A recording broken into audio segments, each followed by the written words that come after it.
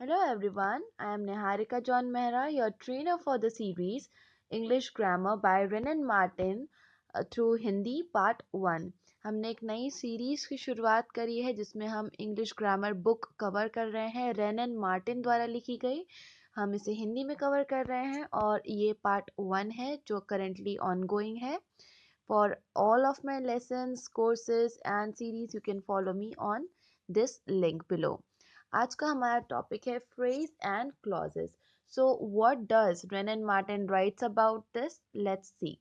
Before than that, about me, I'm a mass communication graduate, English trainer at an academy, freelance personality development trainer and English trainer at EOP।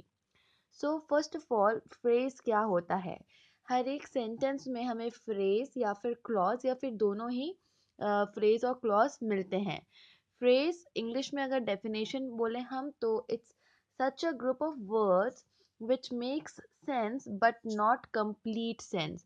मतलब ये एक कुछ ऐसे words का group होता है, ऐसे शब्दों का समूह होता है फ्रेज एक वाक्य में, जिसका कुछ सेंस बनता है, जिसका कुछ अर्थ निकलता है किंतु पूर्ण अर्थ नहीं निकलता है, कंप्लीट मीनिंग नहीं मिलता है हमें उससे, बट वो पूरे वाक्य का वो छोटा सा भाग, उसका कुछ सेंस जरूर निकलता है बट नॉट कंप्लीट। जैसे एग्जाम्पल से हम समझते हैं, the sun rises in the east. यहाँ पे हम देख सकते हैं इन द ईस्ट जो है, हमने बोल्ड में इटैलिक्स में लिखा हुआ है इसे, because this is the phrase. The sun rises in the east, ये पूरे सेंटेंस में इन द ईस्ट फ्रेज है। क्यों? First of all in the east अगर मैं सिर्फ इतना बोलूँ तो इट मेक सेंस। यहाँ पे पूर्व में, ये जो वाक्य का भाग है इसका अपने आप में एक मतलब है, लेकिन क्या चीज़ है इन द ईस्ट, कैसे है, क्यों है, इसका पूरी जानकारी नहीं मिल रही है अगर मैं सिर्फ इतने पार्ट को देखूँ इन द ईस्ट को। That's why in the east हमारा इस वाक्य का फ्रेज वाला पार्ट है। अनदर एग्जाम्पल से हम देखते हैं, Humpty Dumpty sat on a wall। Now on a wall यहाँ पे फ्रेज है। हम्टी और डम्टी एक दीवार पर बैठे थे। यहाँ पे ऑन अ वॉल अपने आप में कुछ सेंस हमको बता रहा है कि दीवार पर, बट स्टिल क्या हुआ था दीवार पर, कैसे हुआ था, कब, क्यों, कुछ भी हमें नहीं पता है, तो एक कंप्लीट सेंस, कंप्लीट मीनिंग नहीं पता पड़ पा रहा है हमें। दैट्स वाई ये वाला पार्ट जो है it becomes phrase for this complete sentence। then next, show me how to do it। मुझे बताइए कि ये कैसे करते हैं। यहाँ पे how to do it वाला जो पार्ट है that is phrase। यहाँ पे how to do it अपने आप में थोड़ा बहुत मीनिंग रखता है कि ये कैसे करें, लेकिन इसकी जो कंप्लीट इंफॉर्मेशन है हमें कि क्या वाक्य बताना चाह रहा है वो नहीं मिल पा रही है अगर सिर्फ इतना पार्ट हम देखें कि हाउ टू डू इट। लेकिन अगर हम बोलते हैं show me how to do it, then हमारा वाक्य कंप्लीट होता है कि मुझे बताएं कि कैसे यह करना है। इसलिए हाउ टू डू इट इसमें फ्रेज है। अभी फ्रेजेस जो पार्ट होते हैं हमारे सेंटेंसेस के, उनका उपयोग क्लॉजेस के मुकाबले बहुत कम होता है। So we should be really careful now जब हम क्लॉज सीखेंगे। क्लॉज की डेफिनेशन जो है रेनन मार्टिन के according, it is such a group of words which forms a part of sentence and contains a subject and a predicate। मतलब ये कि क्लॉज हमारे सेंटेंस का वो भाग होता है कि उसमें सब्जेक्ट भी मिलेगा, प्रेडिकेट भी मिलेगा। हमने अभी तक देखा था कि जो हमारे सेंटेंसेस होते हैं इंग्लिश में, उसमें सब्जेक्ट और प्रेडिकेट होता है, लेकिन कई वाक्य लंबे होते हैं या उसमें एक से ज़्यादा सब्जेक्ट मिल सकता है हमको। तो ऐसे वाक्य और उनका ऐसा भाग जिस भाग इटसेल्फ, वो पार्ट इटसेल्फ में सब्जेक्ट भी हो और प्रेडिकेट भी हो। सो हम यहाँ पे एग्जाम्पल से इस चीज़ को समझते हैं। अगर हम बोलते हैं ही has a chain of gold, तो यहाँ पे अ चेन ऑफ गोल्ड जो है वो एक फ्रेज है। Okay, it's not a clause, ये एक फ्रेज है। अ चेन ऑफ गोल्ड अपने आप में एक मतलब बता रहा है कि सोने की चेन, लेकिन अगर मैं बोलती हूँ he has a chain of gold, then वो चेन ऑफ गोल्ड, सोने की चेन को कंप्लीट मीनिंग मिल रहा है। लेकिन अगर मैं इसी सेंटेंस को इस तरह से बोलती हूँ, he has a chain which is made of gold. यहाँ पे मैंने सेंटेंस का ये वाला भाग है इसे बोल्ड करा हुआ है कि which is made of gold. यहाँ पे जो ये पार्ट है, इस पूरे सेंटेंस का जो ये पार्ट है, इसमें हमें सब्जेक्ट भी मिल रहा है, प्रेडिकेट भी। सब्जेक्ट क्या हो गया यहाँ पे? विच रिलेटिव प्रोनाउन है। जब हम प्रोनाउंस के काइंड्स पढ़ेंगे तो हम उसमें और डिटेल में सीखेंगे कि रिलेटिव प्रोनाउंस क्या होते हैं।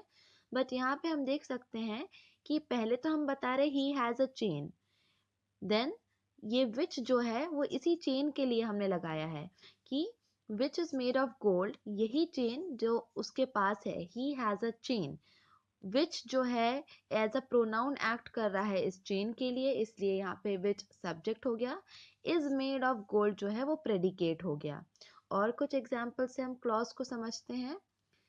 इस सेंटेंस में people who pay their debts are trusted, इसका मतलब होता है कि जो लोग उधार चुकाते हैं उन पर भरोसा किया जाता है। यहाँ पे पीपल ऑलरेडी हम बोल चुके हैं, लेकिन उसके बाद में हम हु लगा रहे हैं। हु पे देयर डेब्ट्स, ऐसे लोग जो कि अपने उधार चुकाते हैं। यहाँ पे हु पीपल के लिए ही लगा है और ऐसे लोग जो कि अपना उधार चुका रहे हैं। दैट्स वाई ये वाला जो हमारा पार्ट है इस सेंटेंस का, ये क्लॉज कहलाएगा, क्योंकि हमने यहाँ पे उन्हीं लोगों के लिए जिनको ऑलरेडी हम मेंशन कर चुके हैं सेम सेंटेंस में, उन्हीं के लिए हु लगा के हमने एक और चीज बताई है कि who pay their debts. Now who जो है वो सब्जेक्ट है और पे देयर डेब्ट्स प्रेडिकेट है। Again, we can not start while it is raining, हम शुरू नहीं कर सकते जब तक कि वर्षा हो रही है। वाइल इट इज रेनिंग हमारा क्लॉज है, क्योंकि यहाँ पे वी कैन नॉट स्टार्ट से रिलेटेड यहाँ पे वाइल का उपयोग करा गया है सेम कंडीशन के लिए जिसमें हम वी कैन नॉट स्टार्ट को बता रहे हैं कि जब तक हम शुरू नहीं कर सकते जब तक कि वर्षा हो रही है। वाइल इट इज रेनिंग में हमारा सब्जेक्ट और प्रेडिकेट दोनों कवर होके वो एक क्लॉज बन जाता है। वाइल का उपयोग यहाँ सिचुएशन के लिए किया गया है और वो इसी सिचुएशन को हम इट इज रेनिंग से रिलेट कर रहे हैं। Then I think that you have made a mistake, मुझे लगता है कि तुमने एक मिस्टेक, एक गलती करी है।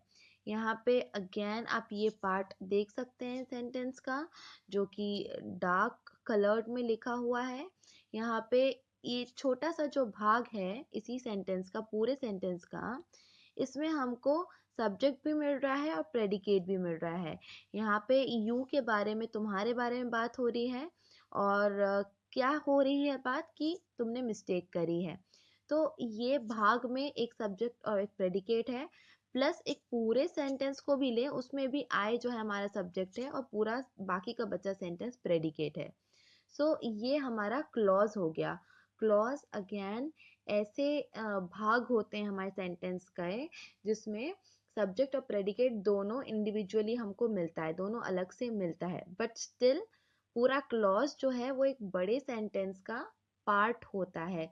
उसे पूरा सेंटेंस अपने आप में, क्लॉज एक पूरा सेंटेंस नहीं होता है।